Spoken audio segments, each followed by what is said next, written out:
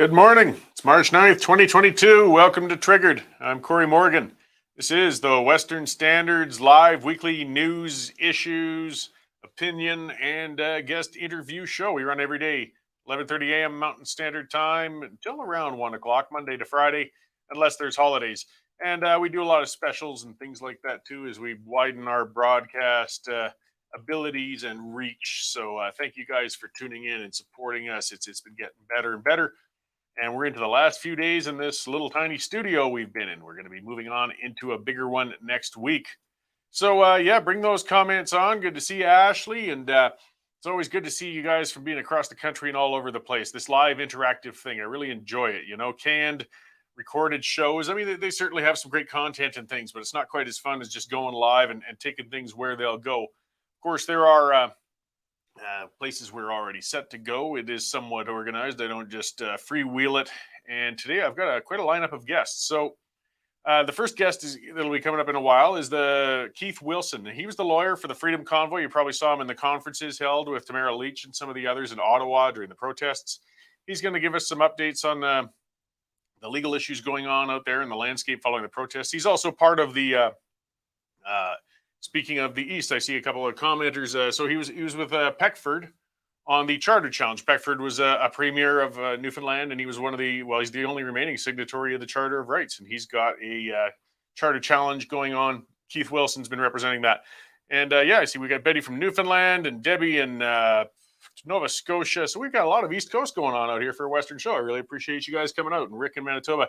Either way, I'll keep reading those comments and can't mention all of you or we'll never get the show done. So, but I keep them coming. MLA Todd Lowen, he's an independent MLA in Alberta, got himself kicked out of the caucus for being critical of Premier Kenney. Well, he is asked for an investigation into the activities of the Premier's office prior to the last UCP AGM. And it sounds like he had a sit down with the Rcmp officers, and they're going to have a look into things. Doesn't mean things necessarily have happened or haven't, but the Rcmp are taking it seriously, and they're going to dig further and see what's going on. So we'll check in with Todd. That'll be a quick one. And then after that, former Alberta MLA and Cabinet Minister Donna Kennedy Glanz. She's put out a recent book that just got published a couple of days ago called Teaching the Dinosaur to Dance. And I've had Donna on before. We had actually a good conversation. She's a bit more of the red Tory type, as compared to a more of a small C conservative or libertarian like myself. But she's good to talk with, and she's got a lot of experience in things, and it's worth discussing issues with her. And her book sounds very interesting. So that'll be a good chat as well. So let's start with what's got me triggered today, and that is energy security, particularly in Canada and North America. Drill, baby, drill. That was a line from the Republican National Convention in the USA in 2008. The intent was to encourage domestic energy production and security. Unfortunately, oil prices crashed shortly later, and then the Deepwater Horizon oil spill pretty much brought the use of that term to an end. It's time, though, to bring that term back and mean it this time. World events have exposed just how ridiculously dependent North America is upon foreign sources of oil and gas. I mean, while inflation was already on the rise due to governments at all levels spending at insane rates in response to the COVID-19 pandemic, the spike in oil and gas prices are going to send the cost of living just outright spiraling. This is really going to hurt some people. The word recession is even being bandied about again. We haven't heard that in a while, and that's due to the energy price spikes. And yet at the same time, we're sitting on some of the most abundant oil and gas deposits on Earth. But that's because the oil and gas don't do us a damn bit of good unless we get it out of the ground and get it out to markets. North America has been idiotically shutting in conventional energy supplies for over a decade now under the delusional impression that some new green sources would soon be filling the void. Billions of dollars have been poured into wind and solar projects for years, yet they've only still provided a tiny fraction of our energy needs. We've been told for years that electric vehicles are going to be replacing combustion engines right away, but again, they still only make up a tiny niche portion of the vehicles on the road. We're as dependent on oil, gas, and yes, even coal now as much as we've ever been. And the government has to take their bloody ideological blinders off and admit it. We should have had a pipeline from the massive Mackenzie Delta oil and gas reserves in the Arctic decades ago. Our expanded export capacity to the West Coast should have been done years ago through the Northern Gateway Pipeline and the Trans Mountain expansion. Energy East should be near completion by now, and the Keystone XL should be already in operation. All of these lines were either outright shut down by the government or regulated to death, which is a cowardly way of achieving the same end. Tankers were banned on the West Coast, while Eastern Canada continues to slurp oil from foreign tankers coming up the St. Lawrence River every day. On the liquid natural gas front, we should have multiple export facilities. The world's hungry for it. It's a clean source and we have plenty of it. Instead, we've managed to kill every proposed LNG facility, except for one, and that one's plagued by delays due to the regulatory morass that Canada's created. Canada's pipelines right now are full. It doesn't matter how much the world needs our products, we can't get our oil and gas out to them. We won't be able to create new infrastructure fast enough to address the current energy crisis. But we have to understand and accept that there's going to be future ones, especially if we don't develop our bloody local resources. Put away the unicorn dreams and accept that we're going to be needing oil and gas for decades to come. Every energy analyst worth their salt has been saying that for a long time. We just aren't transitioning out as fast as people hope. Wishes and dreams don't change fiscal and energy realities. Trudeau's currently prancing around Europe, desperately trying to be an international player. As usual, he's being greeted with mockery and derision from foreign leaders. He's too shallow and too weak to be at the table during wartime talks among nations. It's embarrassing seeing foreign press from the Netherlands and England questioning how a nation such as Canada has managed to keep such an imbecile in charge for so long. Trudeau should let his Foreign Affairs Department deal with how Canada may take part and hopefully make a productive contributions towards the resolution in the Ukraine-Russia conflict. Our Prime Minister is simply way out of his depth over there. Then Trudeau should actually turn his eyes towards his own country and seek ways to ease the economic pain he's inflicting upon his own citizens. Halting the pending carbon tax hike on Canadians that's coming on April 1st would be a good start. A realistic approach to developing energy security in general would be next. I know the chances of Trudeau doing such things are slim, but we have to try pressuring him now. And then we got President Biden. He's sniveling and groveling to Venezuela and Saudi Arabia as he's begging for more oil. Trudeau should be front and center promoting the revitalization of the Keystone XL pipeline right now, but he's been silent. Biden waxed on yesterday about how electric cars will solve the cost of living crisis. It's hard to tell who's more mentally incoherent between him and Trudeau. Will a single parent working in a hospitality job go out and buy an $80,000 Tesla to get to work? Will there really be a savings in powering it as the electricity costs spike? Will electric cars help heat homes in the winter or cool them in Texas in the summer? It's ridiculous.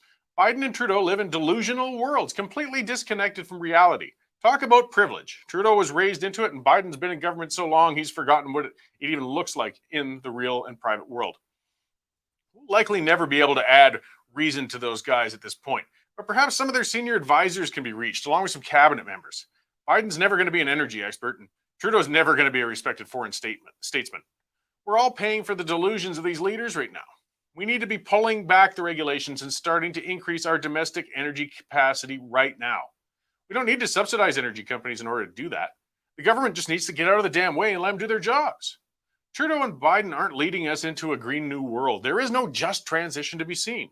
The only transition is into poverty and suffering as we sit upon resources we aren't allowed to develop. So let's get drilling, damn it. It's about time. All right, so let's check in with our senior reporter, Melanie Risden, and talk about some of the other stories that are going on outside there in that big wide world. Hey, Melanie, how you doing? Good, thanks. How are you? Oh, pretty good, actually. You know, as much as I rant and get worked up, I enjoy that. Yeah, well, we know that. Yes, you get to hear it offline too, yeah. We do. Yeah, we've got a lot on the website this morning already. Ontario looking to drop mask mandates as of March 21st. Their proof of vaccination was actually lifted on March 1st. Not sure if you heard this, but Premier Jason Kenney is going to get a radio talk show every Saturday. He is going to be on the air on 630 Ched in Edmonton and 770 in Calgary. And he'll be on the air for, it sounds like about an hour every Saturday. And we are just in the process of working to see who's going to be paying for that, or whether, who knows, maybe he'll be making a radio announcer salary for this. Just looking into that. Liberals are also happy with mainstream media coverage of the Freedom Convoy. In fact, they're so happy that they are looking to dole out more bailout money to mainstream media. So we've got that on the website. The British press absolutely roasting Justin Trudeau over on his trip to Europe as we speak. So far, he's He's seen some fairly negative press, a lot of hecklers and protesters across the pond. So we've got that, and quite a few videos to watch on that one as well.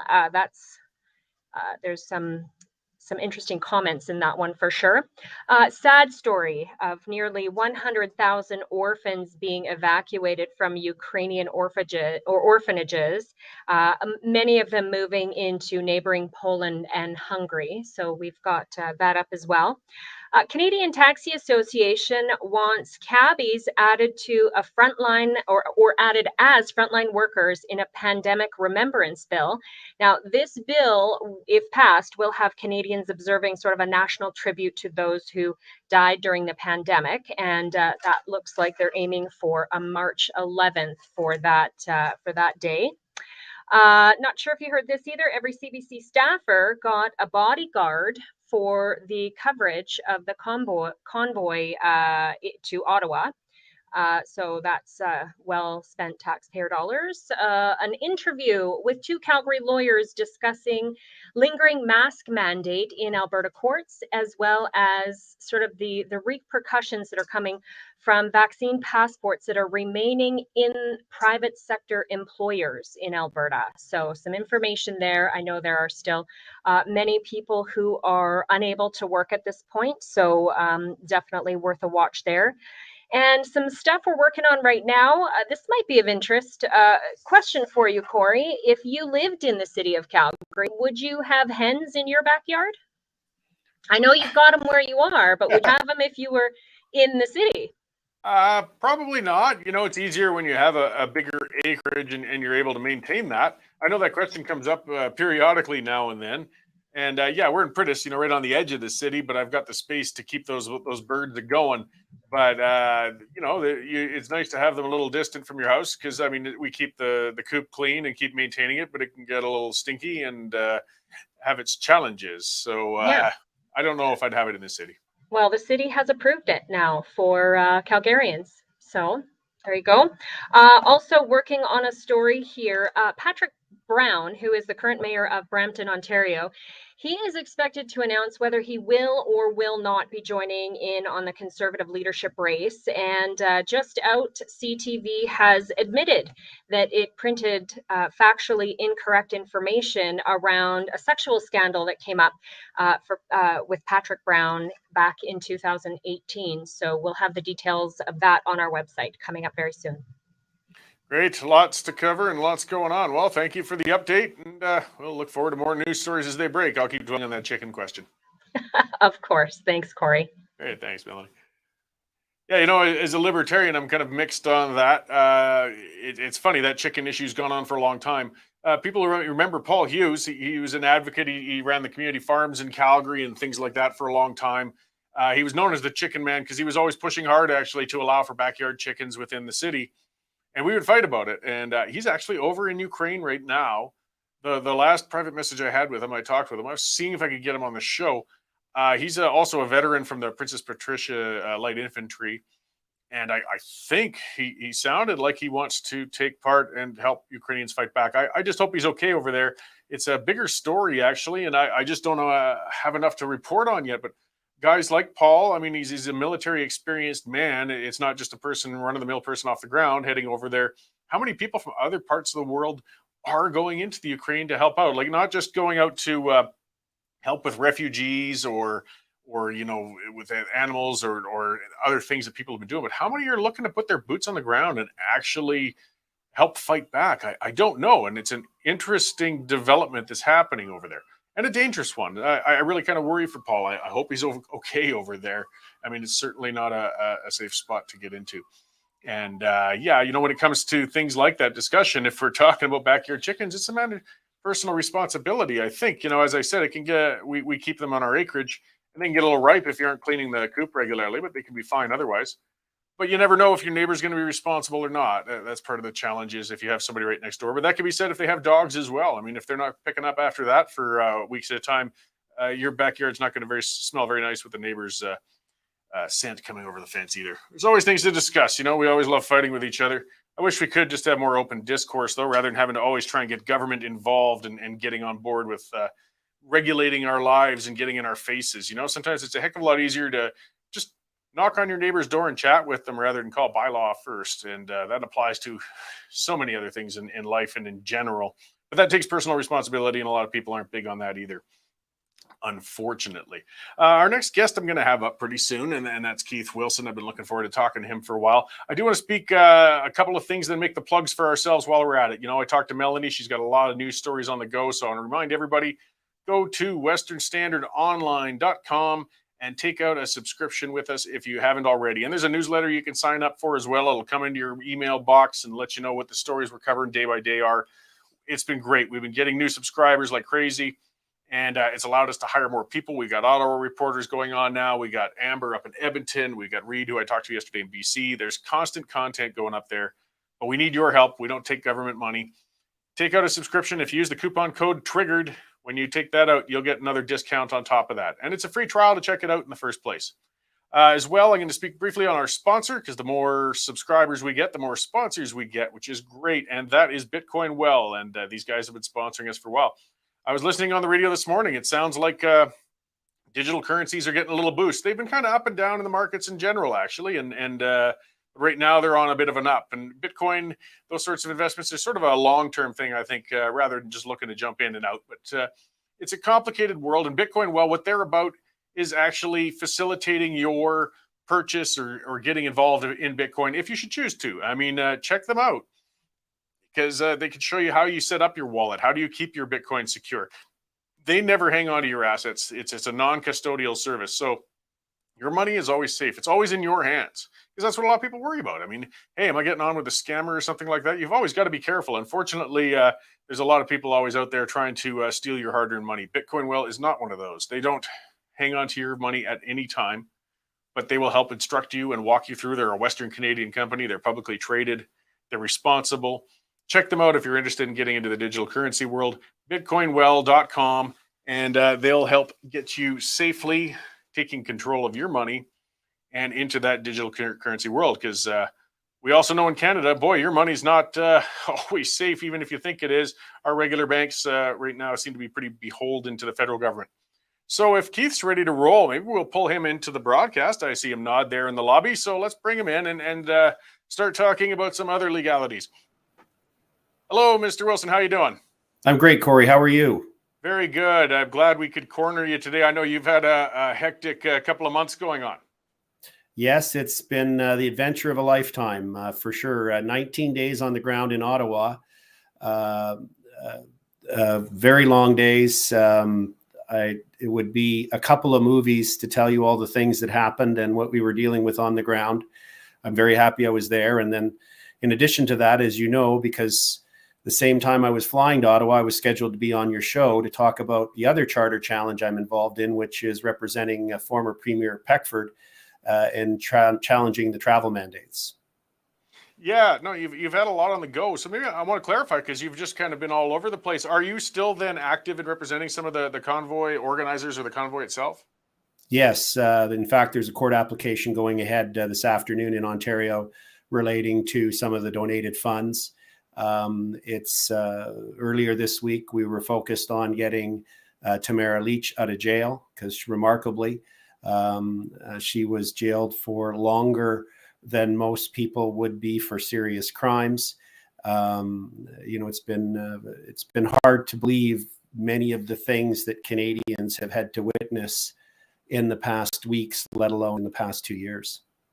Yeah, it's been infuriating. I mean, I won't pretend to know Tamara well, but we've had communications over the years. She's another political-minded person in Alberta over a period of time. This is not some dangerous or crazed or unstable person by any means. She was never going to put anybody at any sort of risk. And it was just infuriating to know that she was being incarcerated like that without a chance for bail when with so many more dangerous people, unfortunately, get released quite quickly.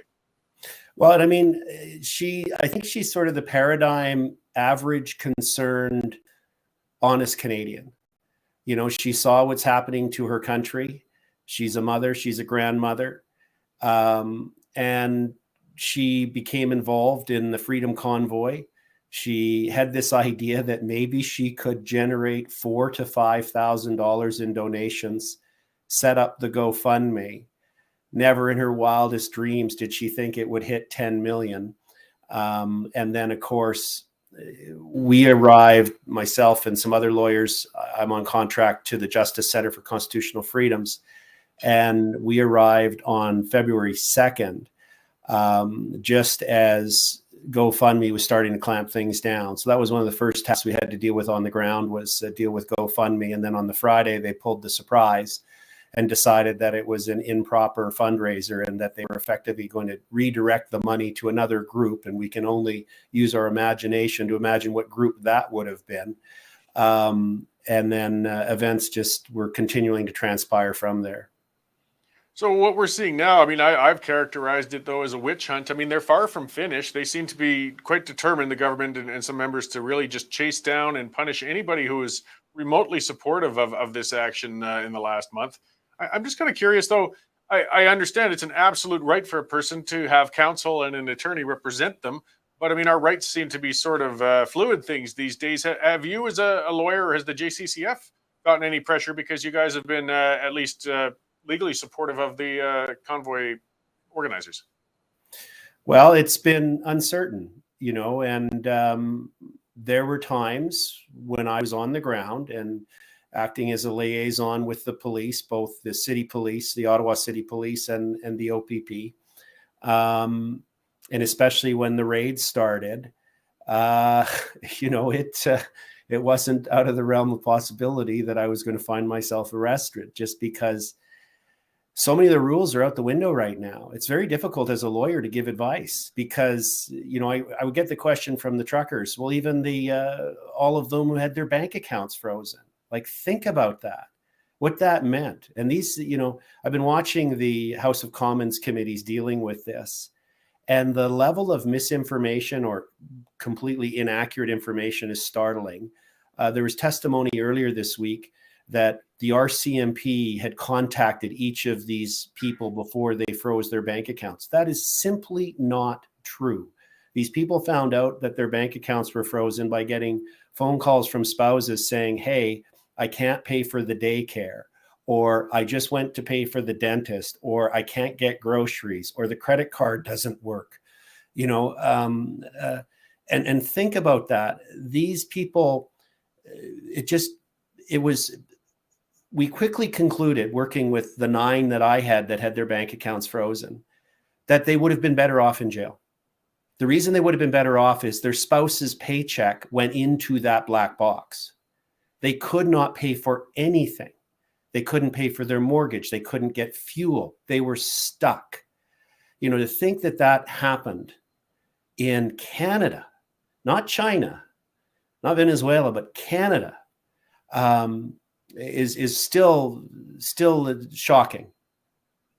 Oh, it's horrible. And yeah, I mean, people got to think about that. My wife and I have joint accounts, things like that. Maybe I'd pull a stunt that Jane might not agree with, and suddenly our account's frozen. Well, she's getting punished for something she had absolutely nothing to do with. I mean, again, even if it was a sole account, we've got some issues here on why, my accounts should be frozen. But the blanket punitive approach this government has taken on this has been horrific. Have they started lifting the holds on some of these accounts at least yet? Yeah, they did. Some of them are lifted. The individuals, for the most part, have been lifted. And, if I could, Corey, just to step back, because you can imagine I've had to reflect on what's going on here. Why did this happen? Mm-hmm. And I honestly think that what happened is the government just cannot, those in power, so the prime minister and those around him, just could not accept the notion that a large number of Canadians fundamentally disagree with what the government's been doing, that a large number of reasonable Canadians of all ethnic backgrounds and all skin colors disagree and are deeply troubled about government overreach, to the point where this convoy took on such size and scale and spontaneity, and the donations, that it bothered Trudeau and others so much that he was prepared to use everything in his arsenal jailing people. And if you've seen the videos, sending the goons in to beat Canadians up who were at the protests, seizing and freezing them out of life and the economy through their bank accounts. The notion that Canadians would stand up to the government is something that Trudeau obviously finds both so repulsive and threatening at the same time that he was prepared to invoke the Emergencies Act for the first time in its existence. And I really think that's what went on here. And it's deeply troubling because the ability to criticize government, the ability to ridicule government is fundamental. I advise my clients at one point, just start practicing what they do in North Korea. Wake up every morning and say, "Oh, dear leader Trudeau, you are the greatest," and cry for him. Maybe he'll have some mercy for you. I'm being sarcastic, but it's serious because there's been no repercussions for the government for doing this. What incentive do they have not to do it again? What disincentive do they have? So there's a journey ahead, and the fight's not over. And I think more and more Canadians need to ask some serious questions about the conduct of their government and the direction that it's taking the country. Yeah, well, the concentration of power in the Prime Minister's office, I mean, to think that, and a lot of people, I think, agree. I mean, there were Liberal members even who didn't support the bringing in the Emergencies Act, and obviously didn't last very long because they realized it wasn't going to withstand very long if they tried to keep it in there. But still, one man with, a chip on his shoulder and a minority government could still bring that in and manage to do things like seize people's accounts and press people into labor. I mean, these are the little things people forget too. That's a scary concept. The government can come out and force you to do labor for them. With pay, but come on, it's insane. I mean, we've got to follow up on this and not let this precedent go. I completely agree. I think the reason why they backed off on the Emergency Act was actually from the banking community. The speed and zeal with which the banks seized people's accounts, that they didn't do any due diligence. And I know that because I have the actual Rcmp document that listed all the people and I saw the evidence. It's shocking. The first 12 people whose bank accounts were seized, the evidentiary basis, the link is to CTV's Who's Who in the Freedom Convoy movement. Like, this Rcmp officer didn't even leave his chair to do this investigation. He could have sat there chewing on donuts and drinking coffee and just cutting and pasting. It was pathetic. In any event, that's all it took for the banks to take the most radical action they can take against a customer. And when the deputy prime minister started saying, "Oh, and we're going to look at going after the donors," which is over 200,000 average Canadians with an average donation amount of $35. And when the Ottawa acting police chief got all bombastic on camera and started talking about how we're going to thoroughly investigate everyone, including the donors, and go after them, that caused a lot of people to go down to their banks and take money out, which created, if you research it, you'll see there was actually a run on the banks, caused people to start opening bank accounts at credit unions because of it. They lost their confidence in the chartered banks, and caused others more broadly in the investment community, I'm told from good sources, to say, wait a minute, what kind of country is this? Is this a rule of law or banana republic? And we know which direction this prime minister's taken us. So it wasn't the threat of losing a vote in the Senate, I'm told.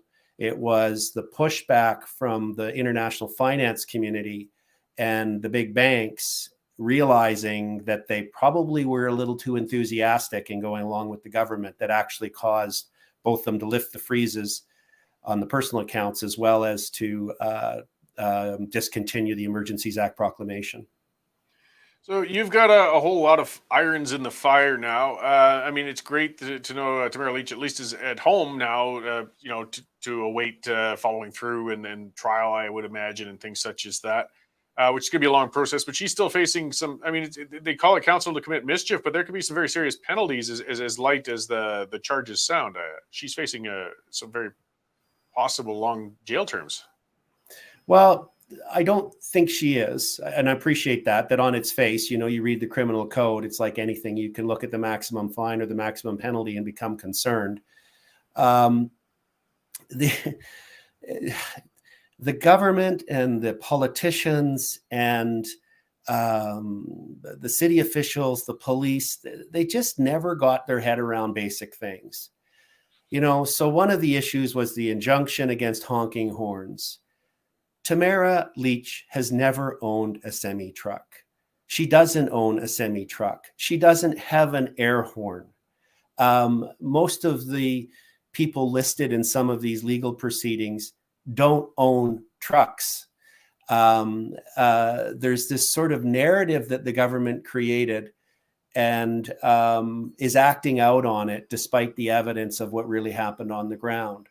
But what's more concerning for me with respect to the government conduct and the actions they've taken against Tamara is if you have a chance to review the bail conditions, it would make Putin envious. And I mean that seriously. She is not allowed to criticize the government.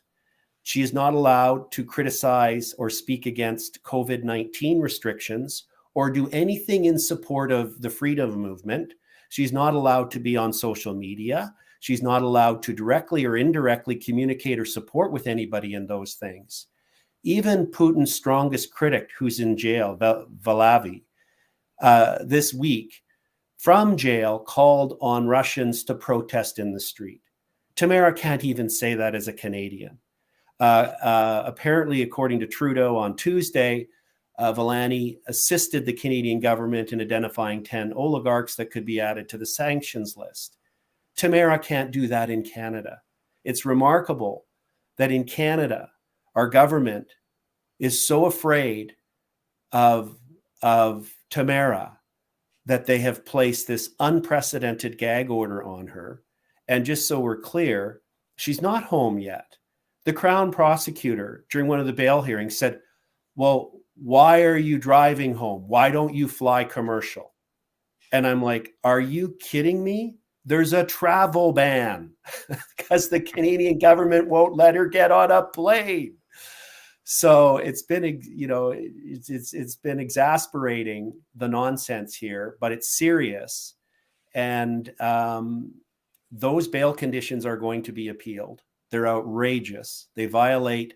So first, her right to travel and mobility has been violated. Now her right of association, freedom of expression, etc., is being violated.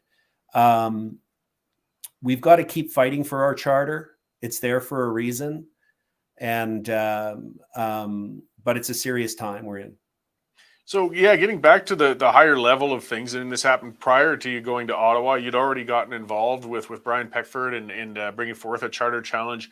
How is that moving along? I mean, what sort of timelines are we looking at? I mean, the pandemic restrictions and everything may all be over by the time this gets through the courts, but it's still very important that we establish, you know, what our rights are and make sure the government can't overreach like this again.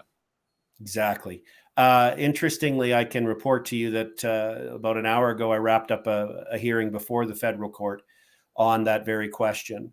We're going to have all our evidence in this week. We've got some tremendous experts, medical experts, Dr. McCullough, Dr. Bridle, and others to help us demonstrate that there's no proportionality here, that the science now shows that it doesn't, this whole idea that somehow by banning Canadians from getting on planes and traveling within our country or leaving our country and coming back into it, banning Canadians that are unvaccinated somehow makes Canadians safer is just patent nonsense, not supported by any evidence or science. And it's purely, as I think we all know, a punitive measure as part of Prime Minister Trudeau's insidious division, you know, politics by division. So where we're at is over the next few months, there'll be the exchange of evidence.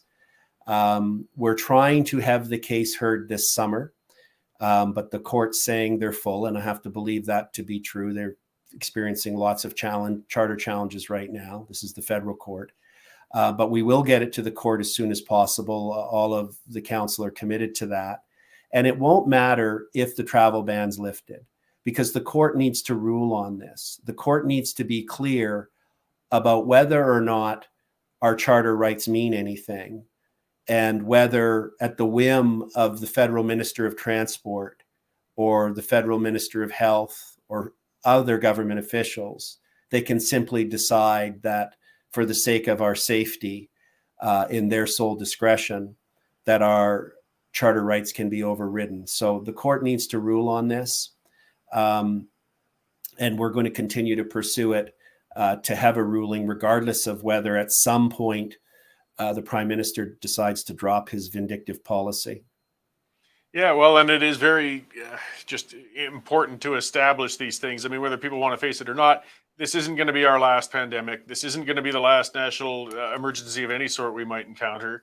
And we need to have some pretty clear-cut lines on what citizens' rights are going to be in those extraordinary circumstances, because we didn't properly recognize them this time around. I mean, Section 1 of the Charter, in my view, was terribly abused for the intent of what that was supposed to be about. So I appreciate what you have been doing. I mean, like I said, you've got your hands full, you and the JCCF. Where can people find more information on what you're doing and help support you to, keep up these challenges and defending some of those people who have been charged for taking part in the protests? Sure, and we could sure use help, because there's several lawyers, not just myself. I'm very fortunate to have two different teams of lawyers. One team on the Premier Peckford's challenge for the travel mandates, as well as another team with the several legal issues that we're dealing with for the Freedom Convoy. The Justice Center for Constitutional Freedoms, this is what they're about. They're about taking on cases to try and ensure that Canadians' charter rights are respected.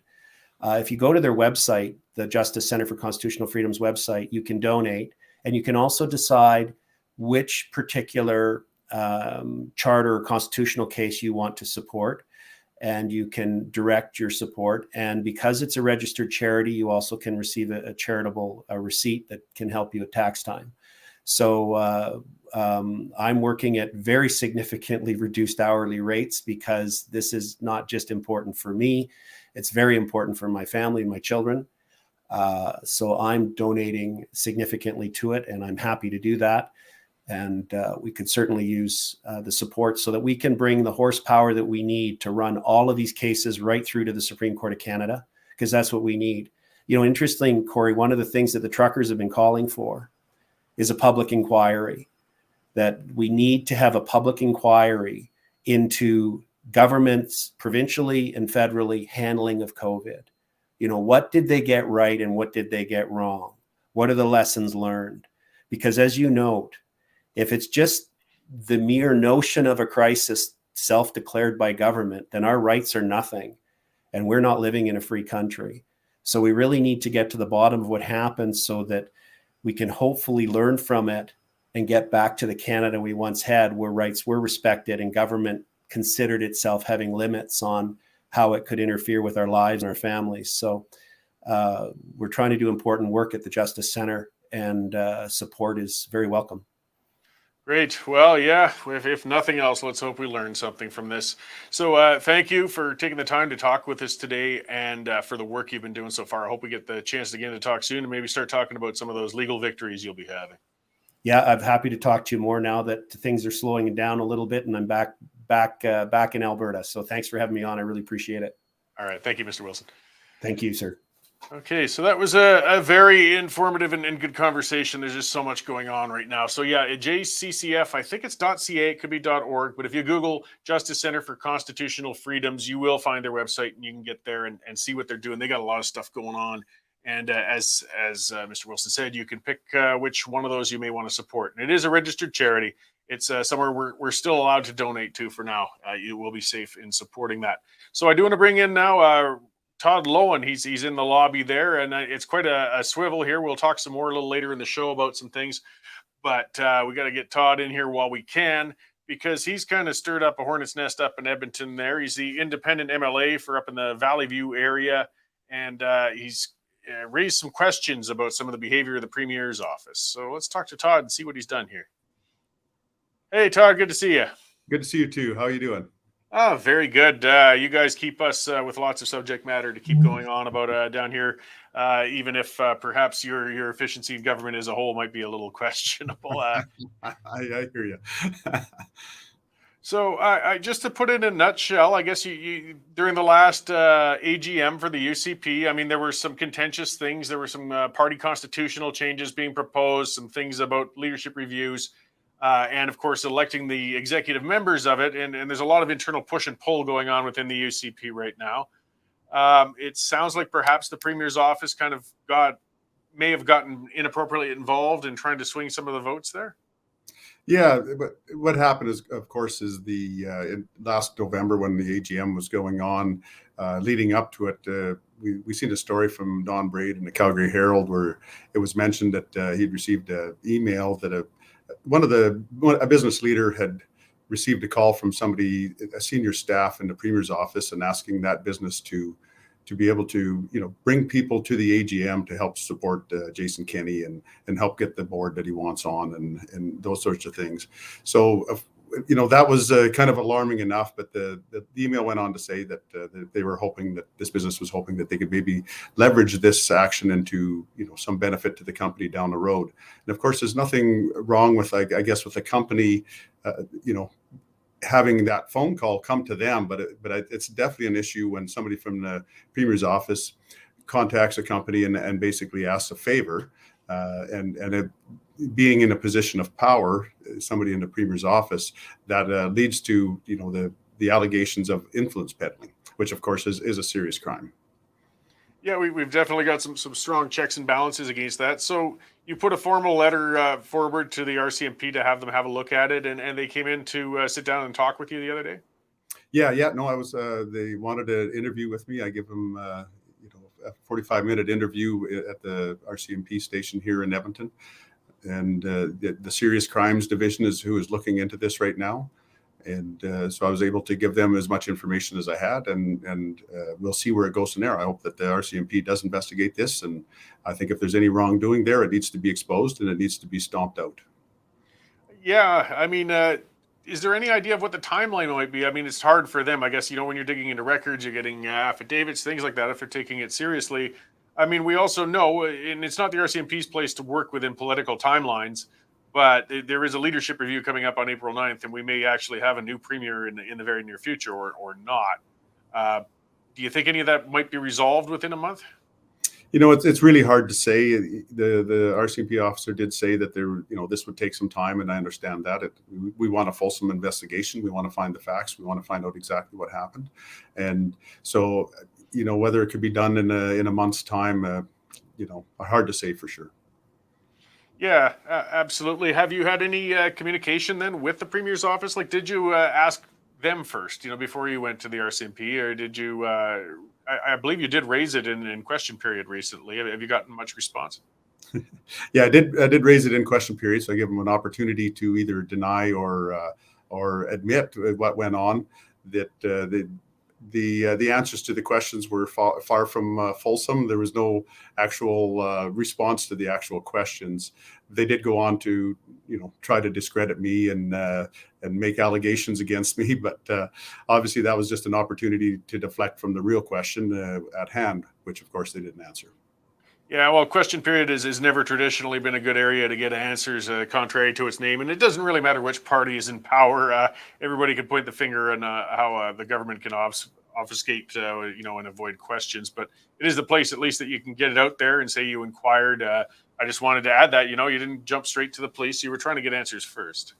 Yeah, no, I definitely wanted to get answers for sure. And, the letter was sent.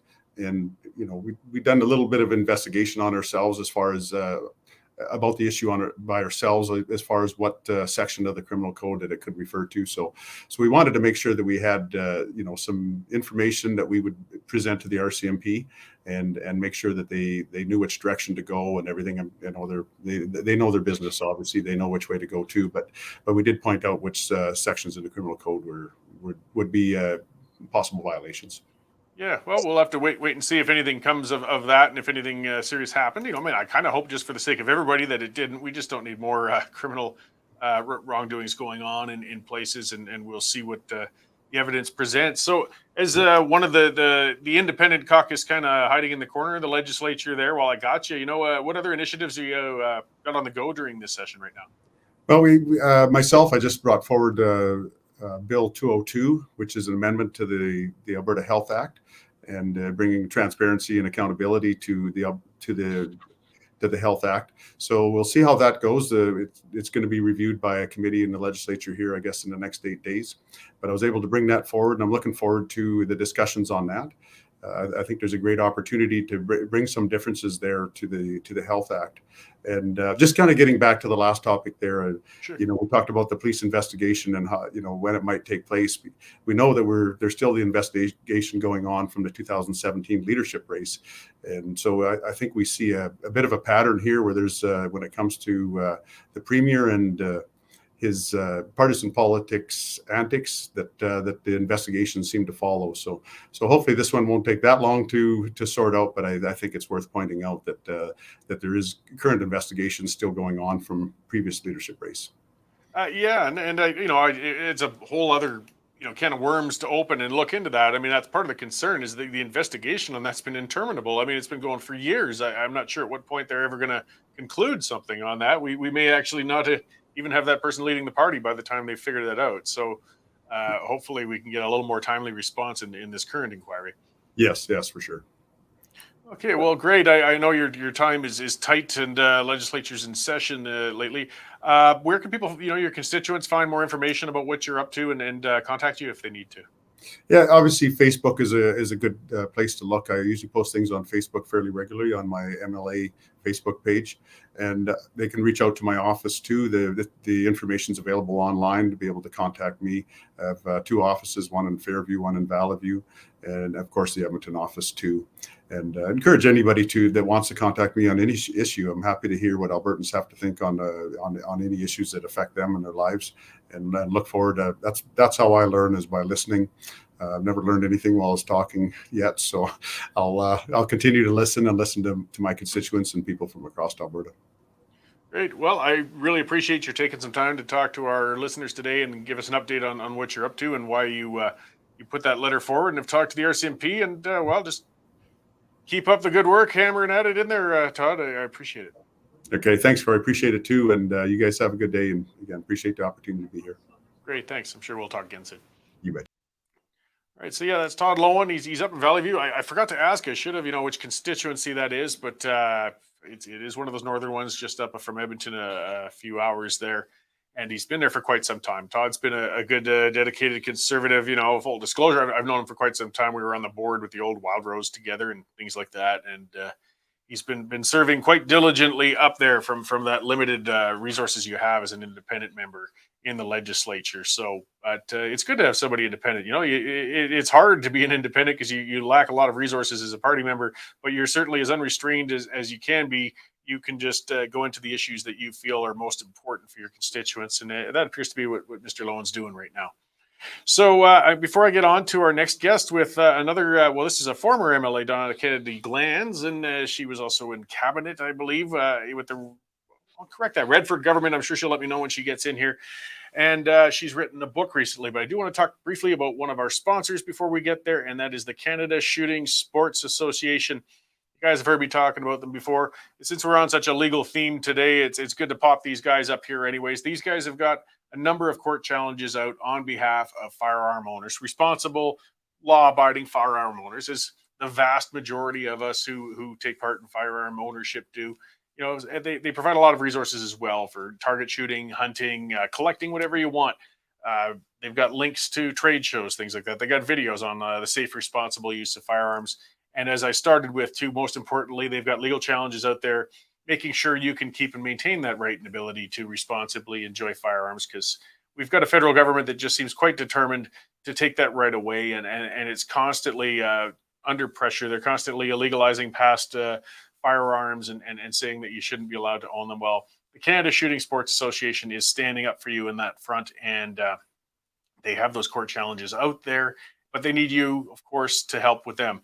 Go on there, check them out, CSSA-CILA.org, or just Google Canadian Shooting Sports Association, and take out a membership with them, because that way they get more resources. They can bring those challenges forward, and you'll also see they got all those great resources to help you enjoy your firearms fully and safely as you already have been.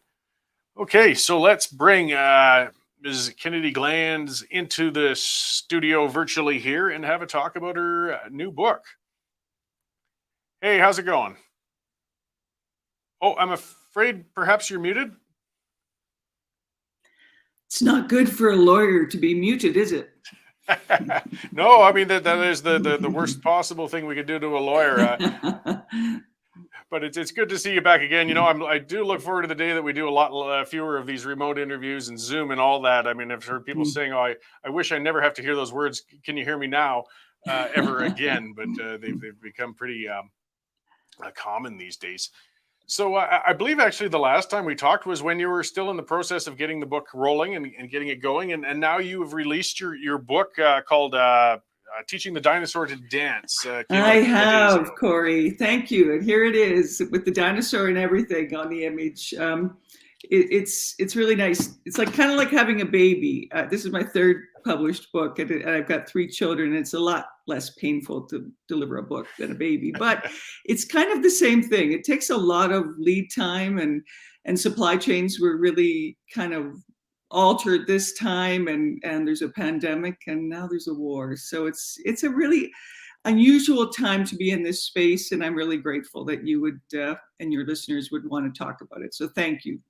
Oh, no problem. I mean, we're in some challenging times, legislatively, economically.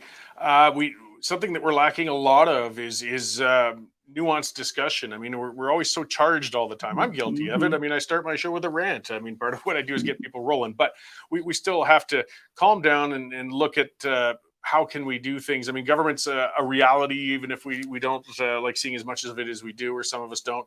Businesses are a reality. We're a capitalist place. And a lot of what you focus on is what's your book said, finding fairer ways for capitalism to pull its weight.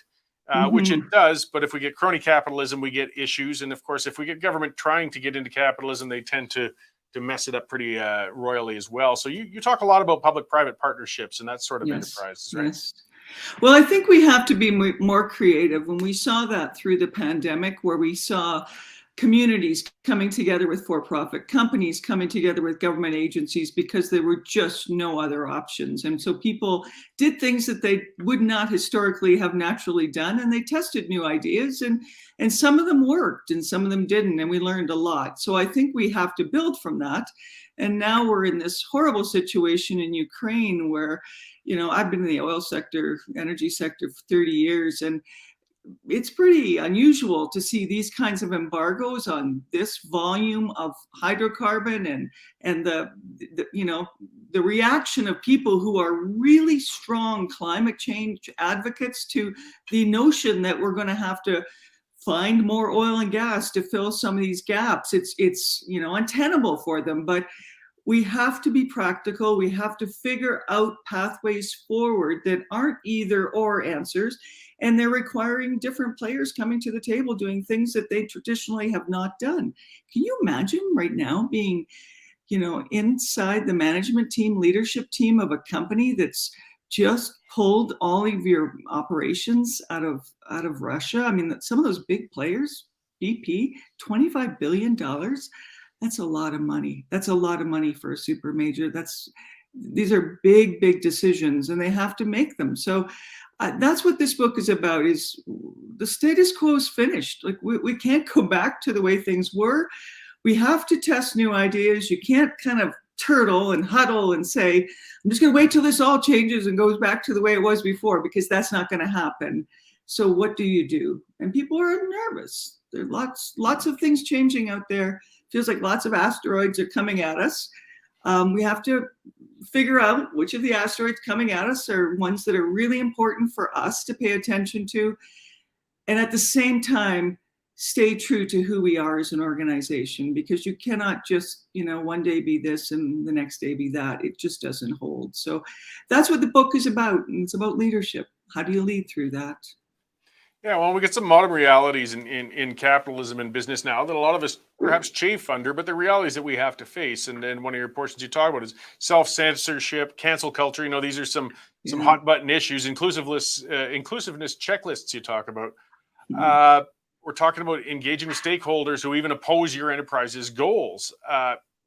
I mean, as frustrating as that is, these are things you need to do. You can't avoid it. You can't hide from it in today's culture. So you offer advice, I guess, on how you can model yourself towards meeting those goals, I guess, without losing the goal of your business in the first place. Yeah, some people call that stakeholder capitalism, which I think is actually a bit of a distraction. I think it's a bit simpler than that. I mean, I don't want stakeholders running my business. Like, if you're the leader of a business, you're the person who makes the decisions, and you're accountable for those decisions, and you better be smart about it. But I think there is a lot of merit in going out to not just people that think like you, the like-minded, or even people who are open-minded to what your ideas are, but people who might be critical of what you're doing, and in some cases even oppose it. I think it's worth your while as an enterprise to figure out what those people are thinking, why they think what they think. You don't have to agree with them. And I think that's something we don't do particularly well in Alberta. And your earlier guest, Todd, alluded to that. What do we do with dissent? Sometimes we just ignore it, but we do so at our peril. If we want better information and we want to know what we're up against, who's going to maybe stand in our way of what we want, it's usually much better to understand that and understand why they hold the position that they do, rather than just writing them off or ignoring them and having things blow up later. And that goes for, relationships on boards. It goes for businesses trying to figure out what customers truly want. Lego, I don't, my kids loved Lego. We still have Lego all, strewn throughout the drawers of this house. My kids are grown up, but Lego goes out to the kids and says to them, what do you want us to do?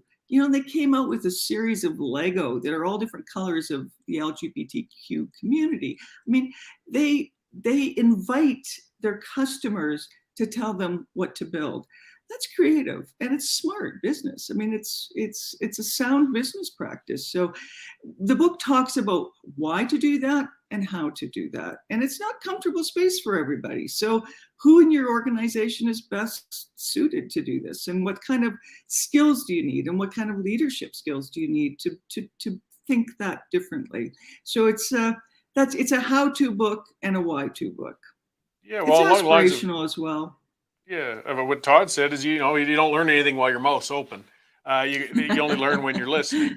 And it is something that's counterintuitive to a lot of us. Stubborn, outspoken people like me, that's not something I like to do. But as you said, listening to the ones, even if they don't like you, I mean, I'll use an example that a lot of our viewers, though, can relate with. I think that Prime Minister Trudeau could have avoided a whole lot of the grief for the last couple of months if he'd actually started respectfully listening to the protesters in the early stages of it, before it snowballed into such a massive thing with their heels dug in on each side that it turned into that catastrophe. If he could have even just entertained, as you said, even if he's not the one, we'll send a senior minister to just engage them. You could have avoided a whole lot of trouble. With you. Yeah, it's just because you've shut somebody up doesn't mean you've changed their opinion. And I think that was it just purely from a respect perspective. And I am everyone's prime minister perspective, because he is representing every one of us. And that's really worrisome. You can't just negate strong voices in a community because you don't agree with them.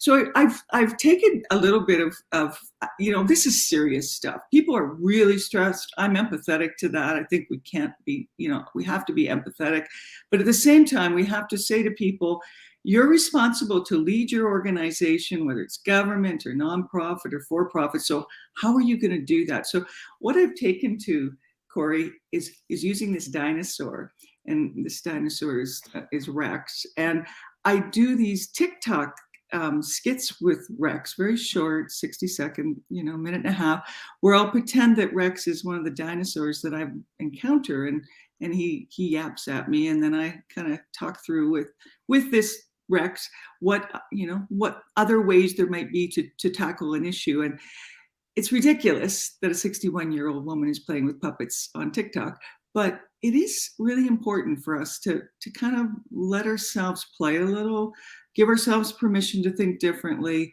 and just, we're really serious. These are really tricky, serious, painful times.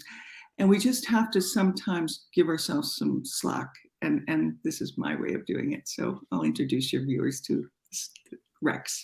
Oh yeah, well, we all need to lighten up now and then. It doesn't always have to be dead serious. I like posting some of my older pictures of me with my long hair to show that I wasn't always as uptight as I am now. But and I mean, the dinosaur, I can see, the symbolism you're using. I mean, it's outdated. Things have changed, and this will always be the way it is. As we get older, we get stuck in our ways and we can't flex. But I mean, the world is changing and fast, thanks to social media and things like that. So I mean. You talk also, I see one of your things on Hail Mary attempts, like, corporate social responsibility initiatives, but how they could backfire. I mean, do you mean if it's a disingenuous initiative or just poorly thought out? I mean, sometimes they do response with, the terms virtue signaling, but if it's hollow and shallow, it's going to look worse than if they'd done nothing at all. I agree, Corey. I was involved in corporate social responsibility at its genesis in the 1980s. Like, that's a long time ago. In those days, we didn't even talk about environmental sustainability. So it was the idea of doing something beyond what was required by law was pretty unusual. And often in the early days, those initiatives, corporate social responsibility initiatives, were not funded. They were it was optics, and it was known to be optics, and it was usually given to somebody who was very junior and had no decision-making power at the table. Today, ESG, as it's now called, is more serious because it's tied to finances. So you're not going to get money from this financial institution unless you do these things, and this is how we're measuring it. So it's got more teeth. But it's what I keep talking about to enterprise is saying it's up to you to decide as an enterprise what your values are. There are some businesses out there who are perfectly comfortable complying with law. That is how they operate. And I'm not judging that. That's their choice, not mine.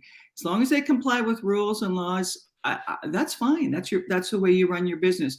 But if you say that you're going to go beyond compliance and you want to be part of the solution in the world's problems, and then something like, Russia attacks Ukraine, you're going to be called on to be accountable to those values. And so does that mean you leave Russia? Well, in a lot of cases it does. And we've seen some pretty significant exits from Russia as a result of those decisions. But it's not crystal clear what those strategies will be. And there's nuance, a lot of nuance. It's far easier if you have the conversations ahead of time and really have a good handle. And everybody in your organization, shareholders, your employees, your customers, communities where you operate, government partners, they need to understand what your values are. You need to be clear. What does that mean? What does that look like? If we're going to be socially accountable, what does that mean? If we say we're going to be stewards of water, that's huge commitment. And we hear oil companies saying that quite a bit. What does that actually look like? What accountability is there? So it's just being really clear about your values. And I don't think there's much time anymore for PR. People are calling it out left, right, and center. It's very obvious when somebody's sincere and they're not sincere. And I think employees are pushing those buttons a lot more now too. So, well, and how do you do it? Yeah, well, we've got some companies now, some of the big ones that are usually big, slow-turning ships, but they suddenly have to pivot. As you said, BP had a lot of Russian interests over there. It's an integrated world market when it comes to energy. So some of these companies now, they are being pressured by local sources or even media, or you name it, like myself ranting at them saying, well, get on it. Let's develop our stuff, get it to market. This is the time. The prices are high. The people need it. But we also know that, of course, the ENGOs and a lot of those are cringing because they know that this is a point where the companies are feeling that they could perhaps just push through without regulation. Doing that balancing act. I mean, these companies want to make sure they don't do scorched earth on the way in, but they do want to take advantage of this opportunity then to expand their domestic holdings. You think they'll be able to manage that, though? It's a complex question, and I keep saying what I keep saying in this space because It's a really polarizing question that you've just pitched there, Corey. And I think we can hardly stand any more polarization on the climate change file. It's polarized so badly already. Let's not add fuel to that fire. So when people talk about that, we need to move to renewables. Well, you cannot rely on renewables. Europe knows that. I mean, Europe is very green, and yet at Christmas time, year end, they decided that natural gas and nuclear energy would qualify as green in their financial rules. That was a huge sign. Why in Canada we haven't figured out how to export LNG is still beyond me. The fact that the German leadership is asking our prime minister, please, do you guys have gas? You have natural gas that could be exported. We do have natural gas that could be exported. Australia has fewer proven natural gas reserves and exports LNG. We made an ideological decision. It was made for us in Ottawa. And now people are opening up that door again. And I think those are valid conversations. I think it's really strange, and I've asked this question out loud, why is Biden going to Saudi and Venezuela and Iran to ask for help right now? Where is the public conversation with Canada? Does he see our prime minister as somebody who is just so opposed to anything that would, compromise climate change that we won't have that conversation? That's a public conversation that needs to be had. Or, and this is a bit cynical, or is it that the United States just assumes we're going to be here and that they can tap into the oil sands anytime they need to, and they don't need to worry about, asking us? That's a bit cynical, but I think there's enough there to warrant that comment or question. So how do you reconcile the need to continue with renewables and the need to deal with this huge hole that we've got because of the ban on Russian crude oil imports and natural gas? I think we need both and I'm a big fan of both and thinking, and I really get upset when I see us going to one end of that spectrum or the other, as if the answer can be found there, because we can't practically do it. No, and we just got to start thinking differently. I mean, as frustrating as it is, it's been between government, it's been between industry. I, of course, have been most critical of government, but industry has failed to convince government to let them get their stuff to Tidewater, to let them reduce these regulations, and the government has held them up on that front. Now we've got the need. Now is the opportunity, but they're going to have to be, let's make the opportunity long. I mean, we've got an ideologically driven government that, once the price goes down, they might just clamp right back down and shut everybody down again. So it's a lot of businesses have really got to evaluate their plans right now.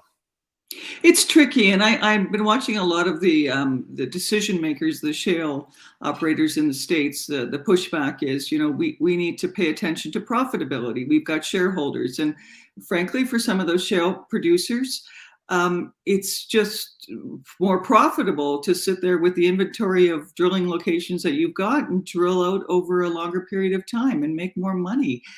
And they have to reconcile that. They have obligations to shareholders, and you can't just keep asking shareholders to take all the risk. So it's a balancing act, but people now, investors and potential employees and the public is sitting back watching and seeing who makes what decisions and on what basis, and what are the values driving those decisions. And for the companies that can be explicit about that, I think it will be better for them longer term, because they'll galvanize their decision making, and it won't be sloppy. And I think right now there's a real need for discipline in your decision making and your thinking, and I encourage that, because I think it actually helps you to be more forthright in the long run.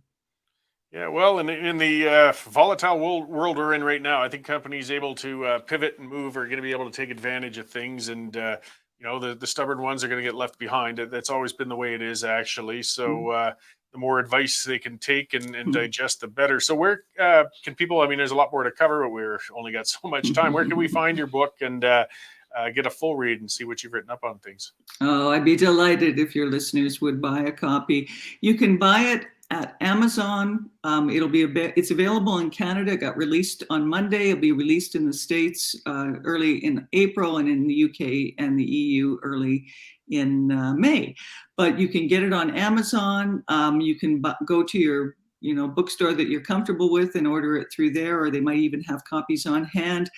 And if you like it, or even if you don't like it, leaving a review would be really helpful if you would do that as well. So thank you. It's an aspirational book. It's a book written because I just care so much. I think we're capable of a lot.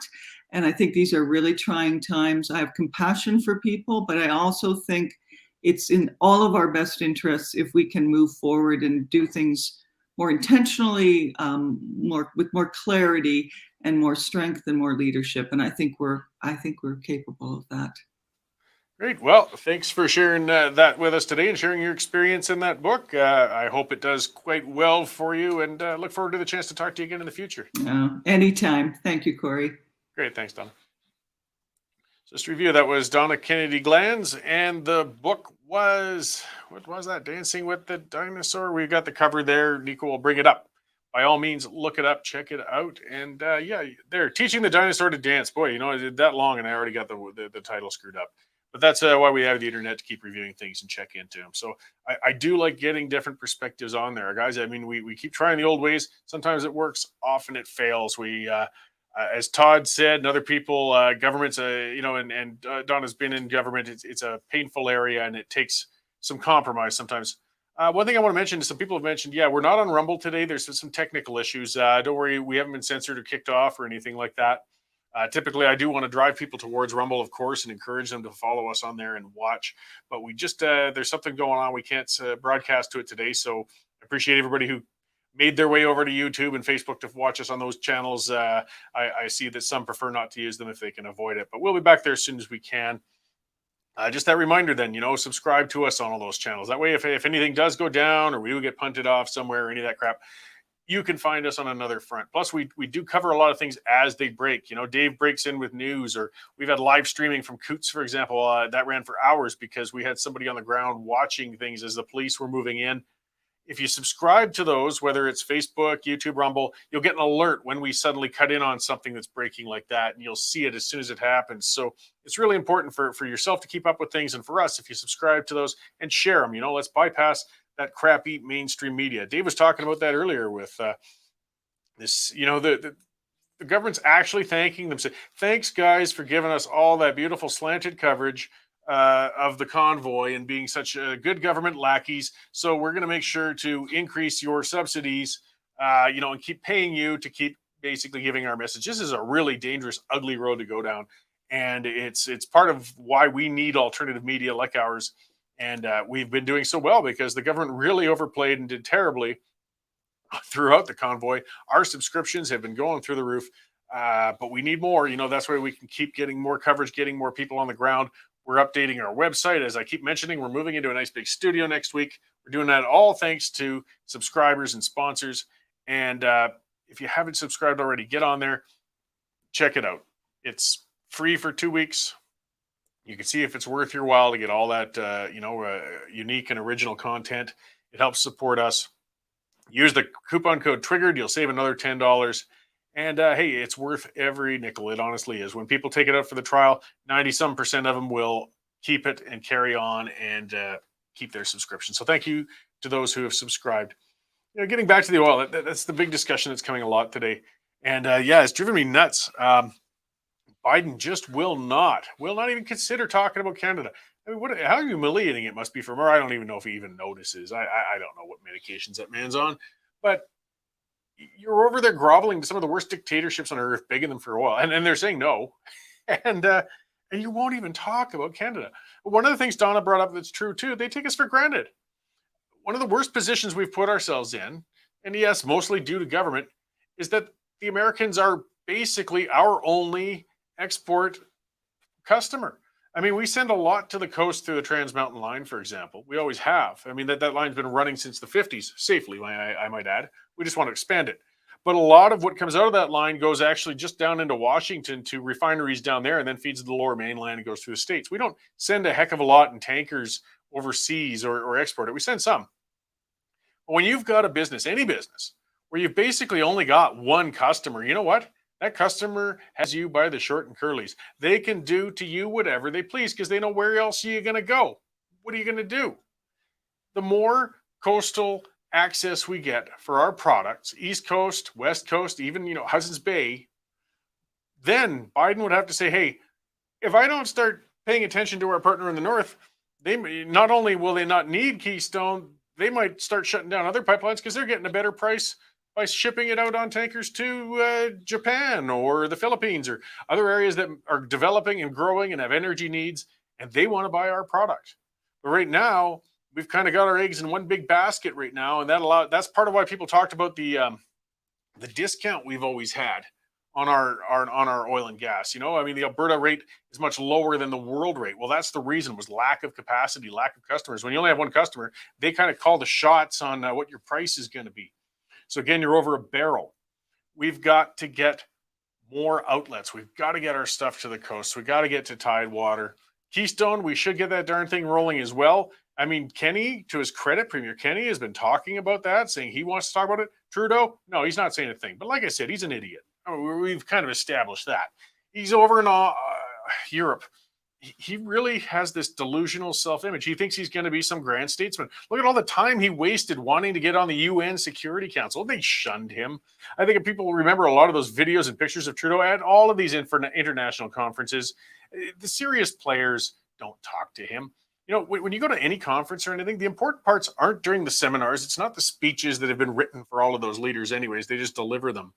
It's the socialization afterwards. It's the smoke doors out back. It's on the floor between the events. That's when the leaders, or even in smaller scales, political people or business people at a conference, that's where the conversations are, and that's where the deals are. And you look at all of the video, and you see Trudeau's always standing on the outside of the leaders looking in. They don't take him seriously. He's a clown. But he wants to be. He terribly wants to be. He desperately wants to be. So that's why he's over there right now, promising the world, prancing around, doing his things, while Canada's economy is going to crap. While we are suffering, sitting on some of the biggest resources in the world, and we can't export them because that moron wants to virtue signal by shutting in our conventional energy capacity. As others are saying, independence, yeah, it's probably going to be the only way we'll get to it in the end, guys. But we got to keep pushing all the way along. Independence can be a while yet, and in the meantime, we still have to deal with things. Again, just that reminder, I'm going to talk about another sponsor before I talk about a little more news items here, and that's Bitcoin. Well, as I said, digital currencies, they're on the rise right now for a number of reasons. I guess the Americans are examining getting into digital currency as well, and that's kind of caused them all to float a little bit. But either way, Bitcoin. Well, these are the guys, they're partnered, they're an Alberta company. You can get one-on-one. They call it white glove service. You can talk to a real person in person and have them explain what Bitcoin's about and how you can get involved with it. They've also, their whole goal is to teach and get you familiar with it so you can invest in digital currencies. They've got Power ED. They've partnered with Power ED by Athabasca University, and they have a free online curriculum called Bitcoin Academy. If you go to bitcoinwell.com/learn, you can see about enrolling in it and seeing if it's for you. I mean, it's there to educate you and see if you want to get involved and go further. They've also got corporate packages. A portion is voluntary, but a portion of my salary comes in Bitcoin. They're setting me up with a wallet. It pops in there, and actually, Mr. Fildebrand and his generosity will match, to a degree, my contribution. And you can do those things for your employees. You can do those sorts of things in your companies. There's all sorts of options. So check them out, bitcoinwell.com, and see if they can help you take control of your money. So, let's get back to the media a little bit. I got that story Dave was talking about. So that's Heritage Minister Pablo Rodriguez, and he's promising more subsidies and thanking reporters for their coverage. Guys, wow, handing out the candies for the media monkeys jumping around on their behalf over there. This is very distressing. And he said we're looking into that in the context of supporting the whole ecosystem. It's not the place of government to support media. The only way government should be supporting media, and likewise with business or anything, is just get out of the way. Value free press, leave it alone. Give them as much transparency and access as you can, and stay out of the way. You do not subsidize them. Do not. They don't need it. Don't feed me that crap. They don't need it. They just want it. Hey, we're making it without subsidies here at the Western Standard. Other independent media outlets are growing. We can do this on a subscriber basis, on an advertiser basis, and that keeps us independent. The government can't control our media, but they're trying, and we've got to be very concerned about this. They're also controlling information in general. You know, more of those stories keep coming up about this purge of the archives, the National Archives. I guess there were profane emails following the public outcry. Because, yeah, public was ticked off when web pages about John A. Macdonald were ripped down by the archivists. You know, they're trying to erase history, erase the founder of the country. As an independent supporter, I kind of say, well, you know what? If you want to keep making us embarrassed to be Canadian, if you want to keep making us ashamed of being Canadian, that makes my job easier as an advocate for independence in the West. I'll tell you that. You know, they do far more than any of the enraged editorials I can give, as they keep saying we shouldn't be proud of any of our history or even remembering our history, as we keep our flags down for months and months at a time to no end, as Trudeau did. As we talk on Canada Day, I knew a person who worked as a server in a very woke bar, for example, and they were told, don't wear red that day. We don't want to offend anybody. They didn't even want to see their staff wearing red on Canada Day. Really? Now they're also talking about, it was Linda Steele saying, I get uncomfortable whenever I see a flag on a truck. Now, oh my God, the problem is yours, Linda. When I questioned her on that, she blocked me on Twitter, but lots of people block me on Twitter. But so you've actually turned the flag into a symbol that you're afraid of, you're ashamed of, that makes you uncomfortable? I don't think this nation's salvageable. We'll see. I mean, I got to be polite. I know we've got a lot of listeners and viewers coast to coast. Hey, guys, come on out here. I welcome some of our best Albertans and people in Saskatchewan and BC come from other parts of the country and make it here. Come on out. I'm not trying to rip on you guys. My problems with the system, my problems with the attitudes of our leadership and what feeds that. We've got some real problems. We got to hear, Gene wants to move the UCP base back to its roots. Boy, we got a lot of politics going on. Part of our meeting today, like I said, we're going to be setting up in Red Deer on April 9th, by the way. I might as well give the heads up on that. So we're going to be giving just full round-the-clock coverage. That's the weekend when the leadership review for Jason Kenney is happening. We'll be there the second that they've determined what the vote is. We're going to talk to people who are attending. We're going to, have lots of interviews, lots of coverage. Come on out and see us out there. We're going to be set up. Most of the Western Standard crew is going to be there. We're going to give good, unvarnished coverage to that convention.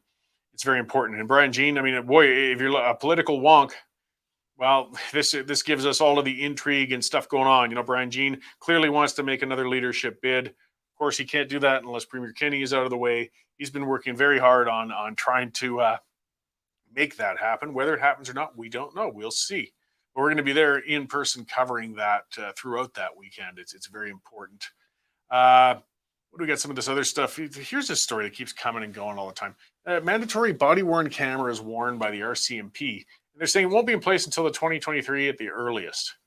And the Mounties have resisted demands for these cameras all the way back from when a videotaped 2007 death of a Vancouver man in police custody. Cameras give accountability, guys, and it goes both ways. Sometimes police, if you've got a camera on, you're in a volatile situation, it ends with an injured person or something. Maybe it shows that the criminal, the person was assaulting the officer had no choice. There, you've got your video evidence.